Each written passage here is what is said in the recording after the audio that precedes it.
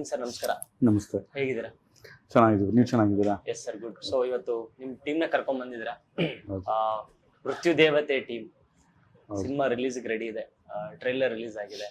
So ಮೊದಲನೇದಾಗಿ ನೀವು ಹೇಳ್ತಿದ್ರಿ ಹಿಮಾ ಮ್ಯಾಮ್ಗೆ ಪಾತ್ರದ ಹೆಸರನ್ನ ಕರೆಕ್ಟ್ ಆಗಿ ನೆನ್ಪಿಟ್ಕೊಳ್ಳಿ ಅಂತ. ಮ್ಯಾಮ್ ಈ ಕಂಪ್ಲೇಂಟ್ ಮಾಡ್ತಿದ್ದಾರೆ, ಏನ್ ಹೇಳ್ತಾರೆ? ನೀವ್ ಅಲ್ಲಿಂದ ಸ್ಟಾರ್ಟ್ ಮಾಡ್ಬಿಟ್ರಾ? ಸರ್ ಅದು ಏನ್ ಮಾಡುದು ಸರ್, ನನ್ನ ಯಾರು ಕರ್ದೇ ಇಲ್ಲ ಸಿನಿಮಾದಲ್ಲಿ. Okay. ಅದಕ್ಕೆ ನಾನು ಸೌಮ್ಯ ಅಂತ ಸೌಮ್ಯ ಅನ್ಕೊಂಡ್ಬಿಟ್ಟಿದ್ದೆ. ಸೌಮ್ಯ ಅಲ್ಲ ಅಂತೆ, ಸಂಧ್ಯಾ ಅಂತೆ.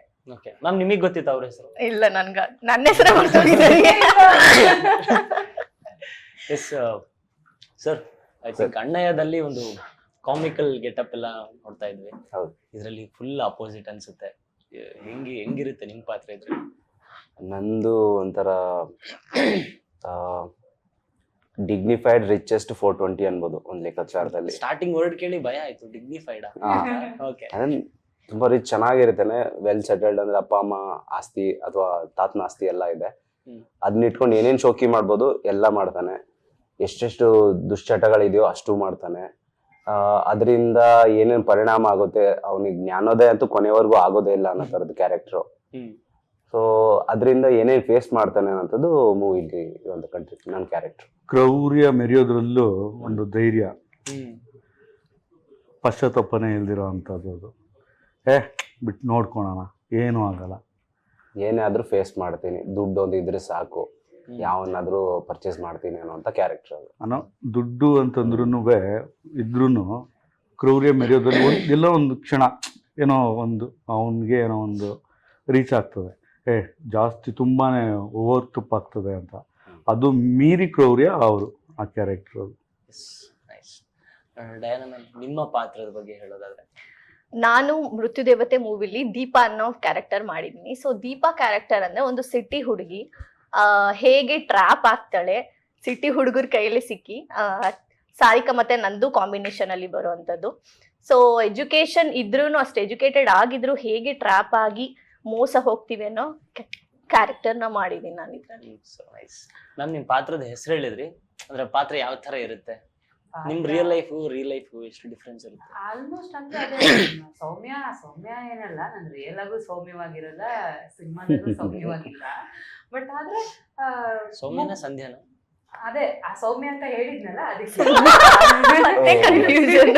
ಇಲ್ಲ ಸಂಧ್ಯಾ ಹಂಗೆ ಹೇಳ್ಬಿಟ್ಟಿದೀನಿ ನಾನು, ಅದಕ್ಕೆ ಕರೆಕ್ಷನ್ ಮಾಡ್ತಿದ್ದೀನಿ. ಆತರ ಏನಿಲ್ಲ. ಸಂಧ್ಯಾ ಅನ್ನೋ ಪಾತ್ರ ಅಂದ್ರೆ ಅದ್ರಲ್ಲಿ ಜೋರಾಗಿ ಮಾತಾಡೋ ಅಂತಾನೆ ಹುಡುಗಿ, ಯಾವಾಗ್ಲೂ ಪಟ್ಪಟ ಅಂತ. ಆದ್ರೆ ಹಳ್ಳಿ ಹುಡುಗಿರು ಎಷ್ಟೇ ಜೋರಿದ್ರು ಅವ್ರದೊಂದು ಮುಗ್ಧತೆ ಅಂತ ಇರುತ್ತೆ. ಅವ್ರಿಗೆ ಅಲ್ಲಿನ ಪ್ರಪಂಚ ಬಿಟ್ರೆ ಬೇರೆ ಏನು ಗೊತ್ತೇ ಇರಲ್ಲ ಅವ್ರಿಗೆ. ಅಪ್ಪ ಅಮ್ಮ ಏನ್ ಹೇಳ್ತಾರೋ ಅದೇ, ಅಪ್ಪ ಅಮ್ಮ ಯಾವ ಹುಡುಗನ್ ತೋರಿಸ್ತಾರೋ ಅವ್ರನ್ನೇ ಮದ್ವೆ ಆಗೋದು, ಇಲ್ಲ ಲೈಕ್ ಮನೇಲಿ ಏನ್ ಸಂಪ್ರದಾಯ ಇರುತ್ತೋ ಅದನ್ನೇ ಪಾಲನೆ ಮಾಡುವಂತ ಕ್ಯಾರೆಕ್ಟರ್ ಅದು. ಮಾವನ್ ಕಂಡ್ರೆ ತುಂಬಾ ಇಷ್ಟ. ಅಂದ್ರೆ ಅದು ಏನಂದ್ರೆ ಏನ್ ಹೇಳಿದ್ರು, ದೊಡ್ಡವ್ರು ಏನ್ ಹೇಳಿದ್ರು ಓಕೆ, ಇದು ನಾನು ಒಳ್ಳೇದಕ್ಕೆ ಹೇಳ್ತಿದ್ದಾರೆ ಅನ್ನೋ ತರ. ಸೊ ಆ ನನ್ ಮುಗ್ಧತೆನ ಹೆಂಗೆ ಗಂಡು ಅನ್ನೋ ಜಾತಿ ಹೆಂಗ್ ಯೂಸ್ ಮಾಡ್ಕೊತಾರೆ.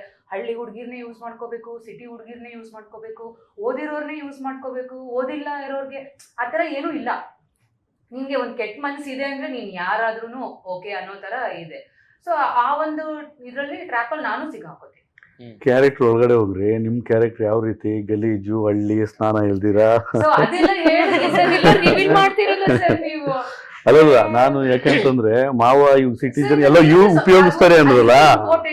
ಸಿನಿಮಾದಲ್ಲಿ ನನ್ನ ಈಗ ಹಿಂಗ್ ನೋಡಿ ಅಲ್ಲಿ ಅಯ್ಯ ಅಂತ ಅನ್ಕೊಳ್ಳೋದೇ ಅದು. ನೀವು ಅದನ್ನೇ ರಿವೀಲ್ ಮಾಡಿದ್ರೆ ಇರ್ಲಿ, ಯಾಕೆಂತ ಸಿಟಿಗೆ ಹೋದ್ರಲ್ಲ ನೀವು, ಮಾವ ಪಾಪ ಯಾರು ಇನ್ನೊಂದ್ ಪಾತ್ರದ ಏನಾಗ್ತದೆ ಅಂತಂದ್ರೆ, ಹಳ್ಳಿ ಹುಡುಗಿರು ಇಷ್ಟ ಆಗಲ್ಲ, ಸಿಟಿ ಹುಡುಗಿರು ತುಂಬಾ ಇಷ್ಟಪಡ್ತದೆ. ಹಂಗಾಗಿ ನೆಗ್ಲೆಕ್ಟ್ ಮಾಡ್ತಿರ್ತದ ಒಂದ್ ಪಾತ್ರ, ಹಂಗ ಮೇಲ್ ಬಿದ್ದೋಗಿ ಪಾಪ ಅನಾಹುತಕ್ಕೆ ಸಿಕ್ಕಾಕೊಂತದೆ ಅಂತ. ಡೈರೆಕ್ಟರ್ ರಿವೀಲ್ ಮಾಡ್ತಿದ್ದಾರೆ.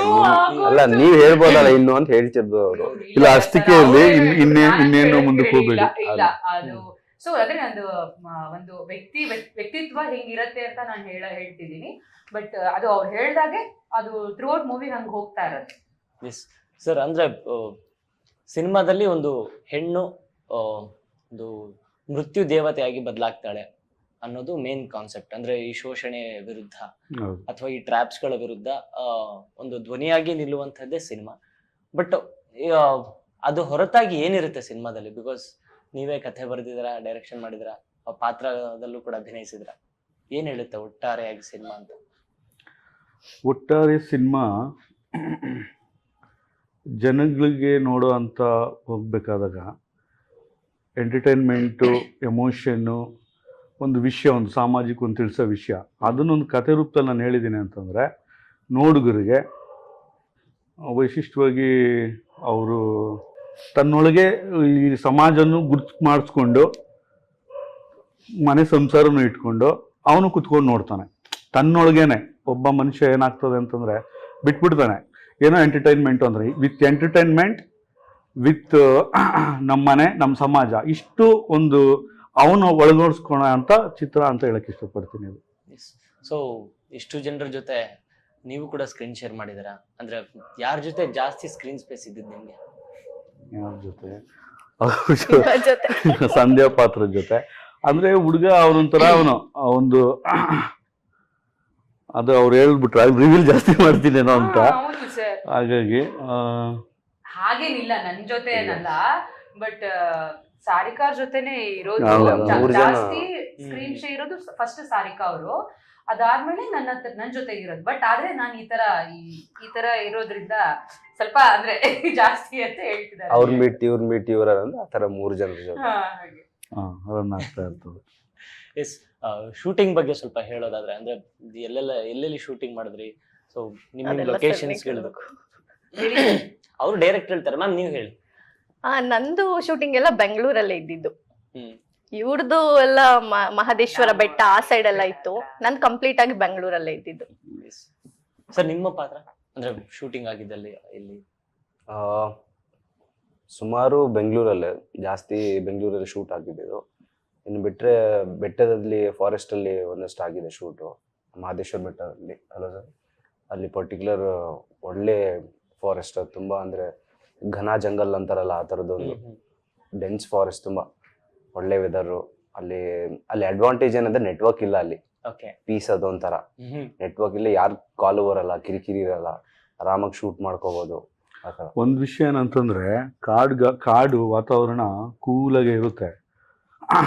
ಆಕ್ಸಿಜನ್ನು, ಆಮ್ಲಜನಕ, ಘನ ಪ್ರಭಾವ, ನಾವು ಚೆನ್ನಾಗಿದೆ, ತಣ್ಣಗೆ ವೆದರ್ ತುಂಬ ಚೆನ್ನಾಗಿರುತ್ತೆ. ಅದು ಎಷ್ಟು ನೀರು ಕುಡಿದ್ರು ಹೊರಗಡೆನೆ ಹೋಗ್ತಿರ್ಲಿಲ್ಲ.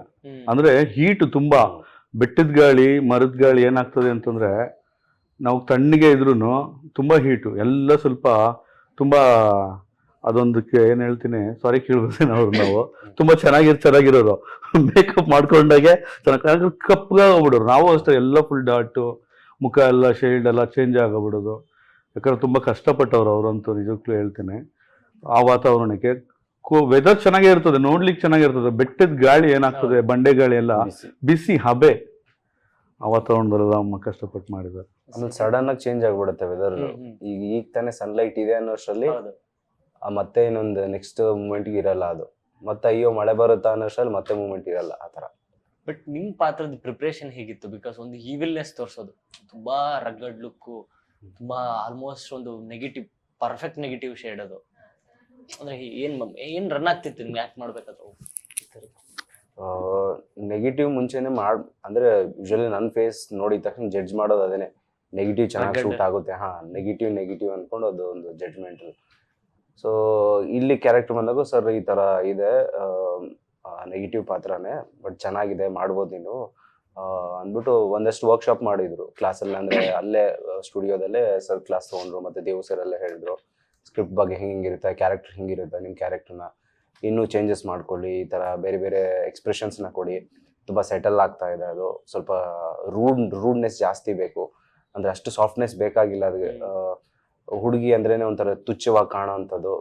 ಆ ಮೂಮೆಂಟಲ್ಲಿ ಏನು ಅಂದರೆ ಅವಳನ್ನ ಓಲೈಸ್ಕೊಳಕ್ಕೆ ಏನೇನು ಮಾಡ್ಬೋದು ಅಷ್ಟು ಸಾಫ್ಟ್ನೆಸ್ ಆ ಮೂಮೆಂಟಲ್ಲಿ ತೋರಿಸಿ ಆಮೇಲೆ ಅದು ಚೇಂಜ್ ಓವರ್ ಆಗಲೇಬೇಕು. ಸೊ ಆ ಥರದಕ್ಕೆಲ್ಲ ಇರಬೇಕು ಅಂತೆಲ್ಲ ಫೀಡ್ ಮಾಡಿದ್ರು ಚೆನ್ನಾಗಿ. ಸೊ ಅದೊಂದು ಇನ್ಪುಟ್ಸ್ಗಳು ನನಗೆ ಕ್ಯಾರೆಕ್ಟರ್ ಕಟ್ಕೊಳ್ಳೋಕೆ ತುಂಬ ಹೆಲ್ಪ್ ಆಯಿತು.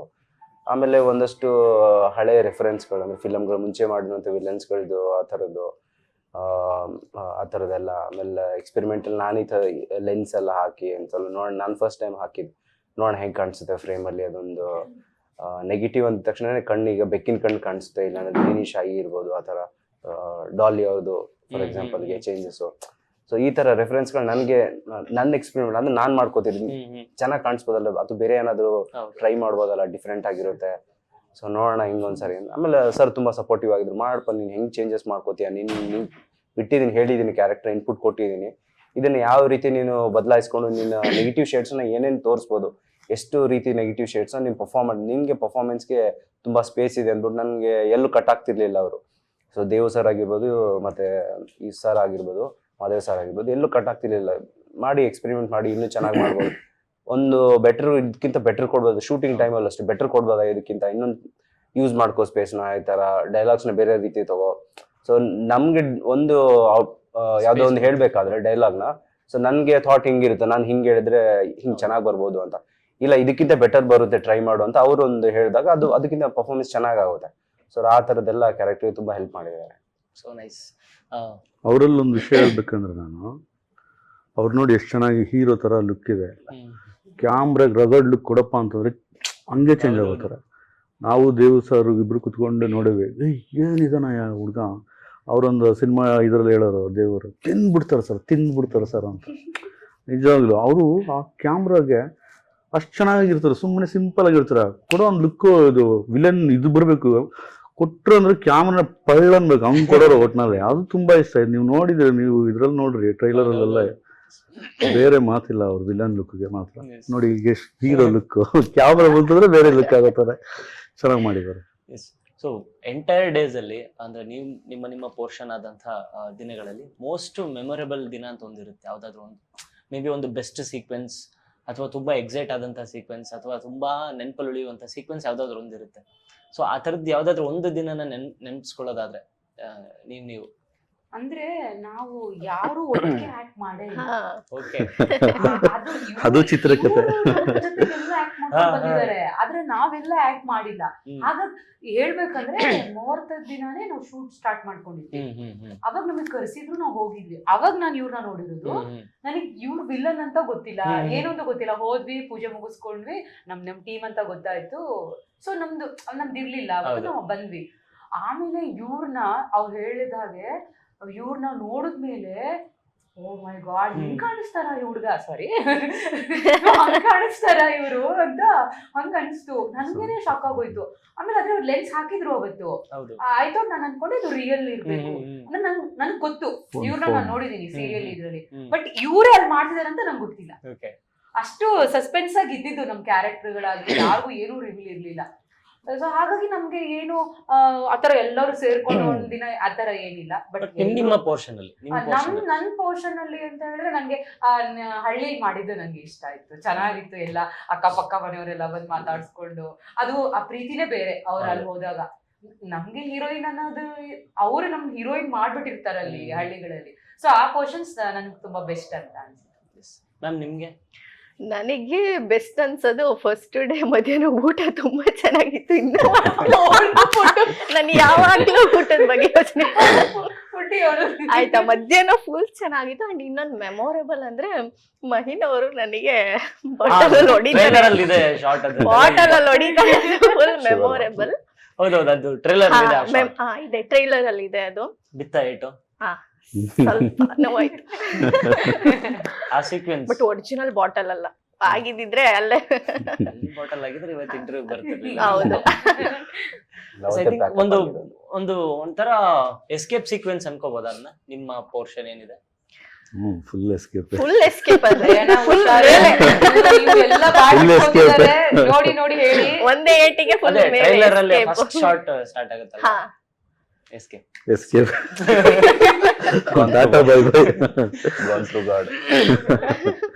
ಸರ್ ನಿಮ್ಗೆ, ಬಿಕಾಸ್ ಇಷ್ಟೆಲ್ಲ ಕಾಂಪ್ಲಿಮೆಂಟ್ಸ್ ಕೊಡ್ತಿದ್ದಾರೆ, ಬಟ್ ನಿಮ್ಗೆ ಇನ್ ಪರ್ಸನ್ ನಿಮ್ಗೆ ಇಷ್ಟವಾದಂತಹ ಸೀಕ್ವೆನ್ಸ್ ಅಥವಾ ಸಕ್ಕತ್ತಾಗಿತ್ತು, ಎಂಜಾಯ್ ಮಾಡಿದೆ, ಮೋಸ್ಟ್ ಮೆಮೊರೇಬಲ್ ಅಂದ್ರೆ ಶೂಟ್ ಡೇದ ಅಥವಾ ಶೂಟ್ ಫಿಲ್ಮ್ದ?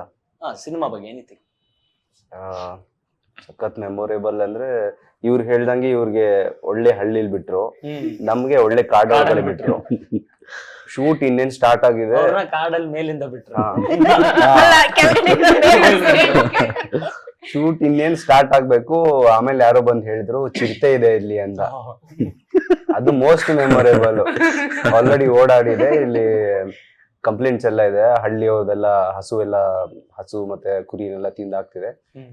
ನಮ್ಗೆ ಮೀಟರ್ ಆಫ್ ಅಲ್ಲಿ ಫಾರೆಸ್ಟ್ ಅಲ್ಲಿ, ಅಯ್ಯೋ ಅದು ನೈಟ್ ಶೂಟ್ ಬೇರೆ, ಸೊ ಅದು ಮೋಸ್ಟ್ ಮೆಮೊರೇಬಲ್. ಆಮೇಲೆ ಹಾವುಗಳೆಲ್ಲ ಇದೆ ಅಂತ ಹೇಳಿದ್ರು. So, ಕಾಡಂದ್ಮೇಲೆ ಯಾವ ಇದ್ದೇ ಇರುತ್ತೆ.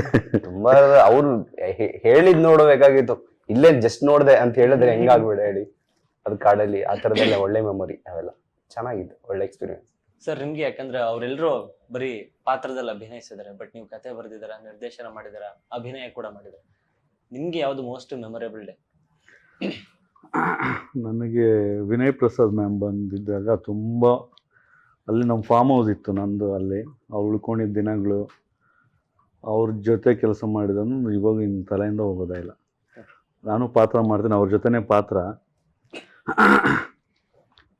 ಹೆಂಗೆ ಅಂತಂದರೆ ನೋಡ್ತಿದ್ವಿ ಎಲ್ಲ, ನೋಡಿ ಶಾರ್ಟ್ ಎಲ್ಲ ತಿಳ್ಕೊತಿದ್ವಿ, ಎಲ್ಲ ದೇವಸರೆಲ್ಲ ಹೇಳ್ಕೊಡೋರು, ಮತ್ತು ನಾವು ಆ್ಯಕ್ಟಿಂಗ್ ಇತ್ತು, ಶಾರ್ಟ್ ಎಲ್ಲ ನೋಡ್ಕೊಂಡು ಮಾಡ್ತಿದ್ವಿ. ನನಗೆ ಸ್ವಲ್ಪ ಆ ಅಮ್ಮ ಎದುರುಗಡೆ ಕೈಯೆಲ್ಲ ಬೇವ್ತೋಗ್ಬಿಡೋದು. ಲೈಟಿಂಗ್ಸ್ ಇಲ್ಲೆಲ್ಲ ಮಾಡಿದರೆ ನಾನೆಲ್ಲೋ ಪಾತ್ರ ಮಾಡ್ತಿದ್ದೆ. ಆದರೆ ಅವರು ದೇವ್ ಸರ್ಗೆ ಹೇಳೋರು, ನಾನು ಮಾಡಿಸ್ತೀನಿರಪ್ಪ ಅಂತ ಅಂದ್ಬಿಟ್ಟು ಕೈ ಹಿಡ್ಕೊಂಡು ಮಾಡಿಸಿದ್ರು. ಭಯ ಒಂಥರ, ಏನೋ ದೊಡ್ಡರು ಹಿರಿಯ ಕಲಾವಿದರು, ನಾವು ಒಂಥರ ಅದೇ ಈಗ ಮಾತಾಡೋಕ್ಕೂ ಆಗ್ತಿಲ್ಲ ಅವ್ರ ಬಗ್ಗೆ. ಅಷ್ಟೊಂದು ತುಂಬ ಇಷ್ಟಪಟ್ಟೆ ಅವರಂತೂ, ಅವ್ರ ಆಶೀರ್ವಾದ ನಮಗಿರಲಿ. ಅವ್ರ ಪಾತ್ರ ಹೇಗಿರುತ್ತೆ? ಬಿಕಾಸ್ ಟ್ರೈಲರ್ ಅಲ್ಲೂ ಕೂಡ ತುಂಬಾ ಲಿಮಿಟೆಡ್ ಆಗಿ ತೋರಿಸಿದಾರೆ ಅವ್ರನ್ನ. ತುಂಬ ಚೆನ್ನಾಗಿದೆ ಅವ್ರ ಪಾತ್ರ, ಒಳ್ಳೊಳ್ಳೆ ವಿಷಯ ಹೇಳ್ತಾರೆ. ಮೂವಿಯಲ್ಲಿ ನೋಡಬೇಕು, ಅವ್ರ ಸಂದೇಶ ತುಂಬ ಚೆನ್ನಾಗಿದೆ. ಹೌದು. ಹಾಗಾಗಿ ಚೆನ್ನಾಗಿದೆ ಅವ್ರ ಪಾತ್ರ, ಅಷ್ಟು ಹೇಳ್ಬೋದು. ಅವ್ರ ಜೊತೆ ಮಾಡೋದು ನಂಗೆ ತುಂಬ ಮೆಮೊರೇಬಲ್, ನನಗೆ ತುಂಬ ಖುಷಿ ಆಯಿತು. ಎಷ್ಟು ಭಯ ಬೀಳ್ತಿದೆ ಅಂದರೆ ಅಷ್ಟೇ ಚೆನ್ನಾಗಿ ಅವರೇ ನಿಂತ್ಕೊಂಡು ನನಗೆ ಪಾತ್ರನ ಮಾಡಿಸ್ಕೊಟ್ರು. ಆಮೇಲೆ ನಾನು ಅಲ್ಲಿ ಹೋಗ್ಬಿಟ್ಟು ನೋಡ್ತಾ ಇರುವಾಗ, ಫೋಕಸ್ ಮೇಲೆ ನೋಡ್ತಾ ಇದ್ದಾಗ, ಈ ಲೈಟ್ ಇಲ್ಲಿ ಬರಬೇಕು, ಹಂಗೆ ಬರಬೇಕು ಅಂತಂದ್ರೆ ಮೇಡಮ್ ಹಿಂಗೆ ಒಂದು ಲುಕ್ ಕೊಟ್ಟರು. ಕರ್ಕೊಂಡು ಬಂದು ಮಾಡಿಸಿದ್ ನಾನು. ಇಲ್ಲಿ ಹೋಗ್ಬಿಟ್ಟು ನೋಡೋದು, ಈ ಥರ ಗೈಡ್ ಮಾಡ್ತಾ ಹೋದ್ರೆ ಆಮೇಲೆ ಸುಮ್ಮನೆ ಆಗೋಗ್ಬಿಟ್ಟೆ. ನಾನು ತುಂಬ ಮೆಮೊರೇಬಲ್, ಅವ್ರ ಹತ್ರ ಕೆಲಸ ಮಾಡೋದು ನಂಗೆ ಇಷ್ಟ ಆಯಿತು. ಎಸ್. ಸೊ ಸಿನಿಮಾದ ಮೇನ್ ಕೋರ್ ಪಾಯಿಂಟ್ ಅಂದ್ರೆ ಒಂದು ಹೆಣ್ಣಿನ ವಿರುದ್ಧ ನಡೆಯುವಂತ ಶೋಷಣೆ, ಅಥವಾ ಈ ಸಮಾಜದಲ್ಲಿ ಈಗಿನ ಪರಿಸ್ಥಿತಿ ಹೇಗಿದೆ ಅನ್ನೋದು. ಸೊ ನಿಮ್ಗೆ ಏನ್ ಅನ್ಸುತ್ತೆ ಮ್ಯಾಮ್, ಈಗಿನ ಸ್ಥಿತಿಗಳಲ್ಲಿ ಈ ತರದ ಸಿನಿಮಾ ಎಷ್ಟು ಅವಶ್ಯಕತೆ ಅನ್ಸುತ್ತೆ, ಅಥವಾ ಎಷ್ಟು ಇಂಪ್ಯಾಕ್ಟ್ ಬೀರುತ್ತೆ ಅನ್ಸುತ್ತೆ ಈ ಸಿನಿಮಾ? ಈಗ ನಾನೇ ಒಂದು ಹುಡುಗಿಯಾಗಿ ನಾನು ಎಷ್ಟು ತಿಳ್ಕೊಂಡಿದ್ರು ಏನೋ ಒಂದು ಸೆಕೆಂಡಲ್ಲಿ 2 ಸೆಕೆಂಡಲ್ಲಿ ಮೋಸ ಹೋಗ್ತೀವಿ. ಎಕ್ಸಾಂಪಲ್ ನಾನೊಂದು ಹೇಳ್ತೀನಿ. ಈಗ ನಾನು ಆರ್ಟಿಸ್ಟ್, ಓಕೆ, ನಮ್ದು ಇನ್ಸ್ಟಾ ಇದೆ. ಈಗ ನಾವು ಬೆಳೀತಾ ಇರೋರು, ನಮ್ಗೆ ಯಾರಾದ್ರೂ ಒಂದು ಮೆಸೇಜ್, ಅವರು ಫೇಕ್ ಅಕೌಂಟ್ ಏನೋ ಗೊತ್ತಿಲ್ಲ, ಒಂದು ಮೆಸೇಜ್ ಮಾಡ್ಬಿಟ್ಟು ಹಾಯ್ ಮೇಡಮ್, ನಾನು ಈ ತರ ಕಾಸ್ಟಿಂಗ್ ಡೈರೆಕ್ಟರ್, ಹೊಸ ಮೂವಿ ಮಾಡ್ತಿದ್ದೀವಿ, ಕಳಿಸಿ. ನಮ್ಗೆ ಹೆಂಗೆ ಅಂದ್ರೆ ಚೆಕ್ ಮಾಡಿದಾಗ ಅವರು ಯಾವ್ಯಾವ ಜೊತೆಗೂ ಫೋಟೋ ಹಾಕಿರ್ತಾರೆ. ಹೆಂಗಂದ್ರೆ ರಿಯಲ್ ತರಾನೇ ಇರುತ್ತೆ. ನಾವ್ ಅನ್ಕೋಬೇಕು, ನಾವು ಬೆಳೀತಲ್ಲ, ಓ ಹೌದು, ಯಾಕೆ ಡೌಟ್ ಪಡೋದು, ಕಳಿಸ್ಬಿಡೋಣ, ಕಳಿಸ್ತೀವಿ. ಆಮೇಲೆ ಮೇಡಮ್ ಸ್ವಲ್ಪ ಬೋಲ್ಡ್ ಬೇಕು, ಹಾಗೆ ಹೀಗೆ ಅಂತಾರೆ. ಸರ್ ಯಾವ ತರ ಕ್ಯಾರೆಕ್ಟರ್, ಹಾಗೆ ಹೀಗೆ. ಮೇಡಮ್ ಅದು ಇನ್ನೂ ಡಿಸೈಡ್ ಆಗಿಲ್ಲ ಅಂದ್ರೆ ನೀವು ಕಳಿಸಿ, ನಾವು ಸೂಟ್ ಆದ್ರೆ ಕಾಲ್ ಮಾಡ್ತೀವಿ. ಸೊ ಕಳಿಸ್ತೀವಿ, ಆಮೇಲೆ ನಂಬರ್ ಶೇರ್ ಮಾಡಿ ಅಂತಾರೆ. ಸುಮ್ನೆ ಲೈಕ್ ನೋಡಿ, ಇನ್ನೂ ನಾವು ಟ್ರ್ಯಾಪ್ ಆಗ್ತಾನೆ ಇದೀವಿ. ಇಷ್ಟು ಬೆಳೆದು ಗೊತ್ತಾಯ್ತು ಹೆಂಗೆ ಏನು ಅಂತ. ಬಟ್ ಒಂದ್ ಕ್ಷಣದಲ್ಲಿ ಓ ಇದು ನಿಜ ಇರ್ಬೋದೇನೋ, ಆ ಪಾಸಿಟಿವ್ನೆಸ್ ಇರೋದ್ರಿಂದ ಅದು ನಾವು ಹೋಗ್ತಾ ಇದೀವಿ. ನಾವು ಕೆಲವು ಶೇರ್ ಮಾಡ್ತೀವಿ, ಹೋಗ್ಬಿಡ್ತೀವಿ. ಆಮೇಲೆ ತುಂಬಾ ಏನೋ ಬ್ಯಾಡ್ ಆಗೆಲ್ಲ ಕಮೆಂಟ್ ಮಾಡ್ತಾರೆ, ಅಂದ್ರೆ ಏನೇನೋ ಶೇರ್ ಮಾಡ್ತಾರೆ. ಅವಾಗ ಏನ್ ಈ ತರನ ಇವ್ರು ಅಂತ ಅಲ್ಲಿ ಸ್ಕ್ಯಾಮ್ ಅಂತ ಏನೋ ಒಂದು ಮಾಡಿ ಬ್ಲಾಕ್ ಮಾಡ್ತೀವಿ. ಸೊ ಇವಾಗ್ಲೂ ಇಷ್ಟೆಲ್ಲ ನಾನು ಈ ಮೂವಿ ಮಾಡಿದೀವಿ, ತುಂಬಾ ನ್ಯೂಸ್ ನೋಡ್ತೀವಿ, ಕೆಲವು ವಿಚಾರಗಳನ್ನ ಕೇಳ್ತೀವಿ. ನಮ್ ಜೊತೆಗಿರೋ ಫ್ರೆಂಡ್ಸ್ ಆರ್ಟಿಸ್ಟ್ಗಳಿಗೆ ಸಮ್ ಪಾಯಿಂಟ್ ಅಲ್ಲಿ ಒಂಥರ ಹರೇಸ್ಮೆಂಟ್ ತರ ಆಗಿರುತ್ತೆ. ಇಲ್ಲ ಕಣೆ, ನನ್ಗೆ ಕಂಫರ್ಟಬಲೇ ಆಗ್ಲಿಲ್ಲ, ನನ್ಗೇನು ಅನ್ಸ್ಲೇ ಇಲ್ಲ, ಗುಡ್ ಟಚ್ ಅಂತ ಅನ್ಸ್ಲೇ ಇಲ್ಲ. ತುಂಬಾ ಜನ ಶೇರ್ ಮಾಡ್ತಾರೆ ನಮ್ಮ ಹತ್ರ. ಸೊ ಇಷ್ಟೆಲ್ಲ ತಿಳ್ಕೊಂಡ್ರು ನಾವು ಹೋಗ್ತಾನೆ ಇರೋದ್ರಿಂದ ಎಷ್ಟು ತಿಳಿಸಿದ್ರು ಕಮ್ಮಿನೇ. ಈಗ ಅವಾಗ ಚಿಕ್ಕ ಮಕ್ಳಿಗೆ ಇವಾಗಿಂದನೂ ಹೇಳ್ತಿದ್ದಾರೆ. ನನ್ನ ಇದರಲ್ಲಿ ನಮ್ಗೆ ಯಾರು ಅಪ್ಪ ಅಮ್ಮ, ನಾವು ಹಳ್ಳಿಯವ್ರು ಅಷ್ಟೆಲ್ಲ ಗೊತ್ತಿಲ್ಲ ನಮ್ಗೆ ಯಾರಾದ್ರೂ ಹಿಂಗೆ ಏನು ಮುಟ್ಟಿದ್ರು ಅವ್ರು ಏನ್ ಇಂಟೆನ್ಷನ್ ಮುಟ್ರು ನಮ್ಗೆ ಗೊತ್ತಾಗ್ತಿರ್ಲಿಲ್ಲ. ಬಟ್ ಈಗಿನ ಮಕ್ಳಿಗೆ ಗೊತ್ತಾಗ್ತಿದೆ ಗುಡ್ ಟಚ್ ಯಾವುದು, ಬ್ಯಾಡ್ ಟಚ್ ಯಾವುದು ಅಂತ. ನಮ್ಗದ್ ಗೊತ್ತೇ ಇಲ್ಲ. ಇವಾಗ ಅನ್ಸುತ್ತೆ ನಮ್ಗೆ ಆ ವ್ಯಕ್ತಿ ನಮ್ಗೆ 11ನೇ ವರ್ಷದಲ್ಲಿ ಟಚ್, ಅದು ಬ್ಯಾಡ್ ಅಲ್ಲ. ಇವಾಗ್ಲೂ ನಮ್ ನಿಜ ಹೇಳ್ತಿದ್ದೆ ನಾನು, ಇದೇ ನಮ್ ಓನ್ ಎಕ್ಸ್ಪೀರಿಯನ್ಸ್ ತಾನೇ ಹೇಳ್ತಿದ್ದೆ. ಇವಾಗ ವ್ಯಕ್ತಿ ಬಂದಾಗ ಈ ತರ ಇದ್ನ, ಅವಾಗ ನಾನು ಅಣ್ಣ ಅಂಕಲ್ ಅಂತ ಅನ್ಕೊಂಡು ಅವ್ನ ಜೊತೆಗೆ ಹೋಗ್ತಿದ್ದೆ ಅಂಗಡಿಗೆ, ಇಲ್ಲ ಅಲ್ಲಿ ಇಲ್ಲಿ ಅಂತ. ಸೊ ಎಷ್ಟು ಬೇಜಾರಾಗತ್ತಂದ್ರೆ ನಾವೆಷ್ಟು ಸ್ಟ್ರಾಂಗ್ ಇದೀವಿ, ಇಲ್ಲ ನಾನು ಏನೇ ಆದ್ರೂ ಅಂತ ಅನ್ಸುತ್ತೆ.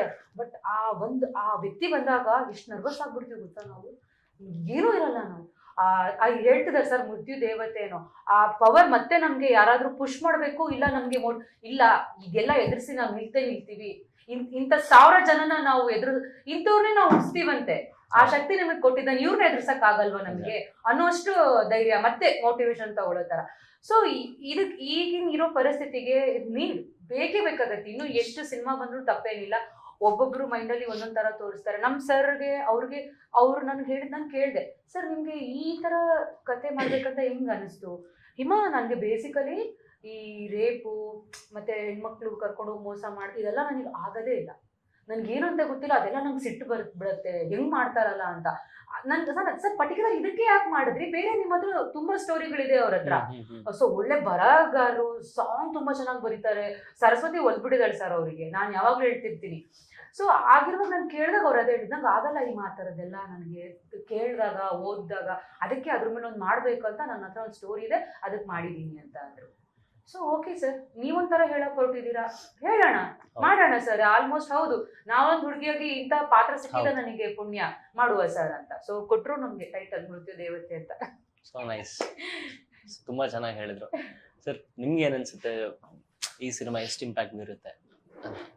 ಸರ್ ಹೇಳಬೇಕು ಅಂದರೆ ಈಗಿನ ಟೈಮಲ್ಲಿ ಅವಶ್ಯಕತೆ ಇದೆ. ಸೊ ಏನಕ್ಕೆ ಅಂದರೆ ಇವ್ರು ಹೇಳ್ದಂಗೆ ಈಗ ಹೆಣ್ಮಕ್ಳಿಗೆ ಗುಡ್ ಟಚ್ ಬ್ಯಾಡ್ ಟಚ್ ಅಂತ ಹೇಳ್ಕೊಡ್ತಾರೆ. ಈಗ ಸ್ಕೂಲ್ಗಳಲ್ಲೂ ಹೇಳ್ಕೊಡ್ತಾರೆ, ಮನೇಲೂ ಹೇಳ್ಕೊಡ್ತಾರೆ. ಅದೇ ರೀತಿ ಗಂಡು ಮಕ್ಕಳಿಗೆ ಅಮ್ಮ, ಅಕ್ಕ, ತಂಗಿ ಅಂತ ಸಂಸ್ಕಾರನೂ ಹೇಳ್ಕೊಡ್ಬೇಕಲ್ವಾ ಅನ್ನೋದು. ಬರೀ ಯಾಕೆ ಹೆಣ್ಮಕ್ಳಿಗೆ ಹೇಳ್ಕೊಡ್ಬೇಕು, ಹುಡುಗರಿಗೂ ಹೇಳ್ಕೊಡ್ಬೋದಲ್ವಾ? ಸೊ ಅನ್ನೋದು ಬರೀ ಹೆಣ್ಮಕ್ಳಿಗೆ ಹೇಳಿದ್ರೆ ಅವ್ರು ಸೆಕ್ಯೂರ್ ಆಗ್ಬೋದು, ಅವ್ರಿಗೆ ಗೊತ್ತಾಗುತ್ತೆ. ಗಂಡ್ ಮಕ್ಳು ಕಲಿಯೋದು ಯಾವಾಗ?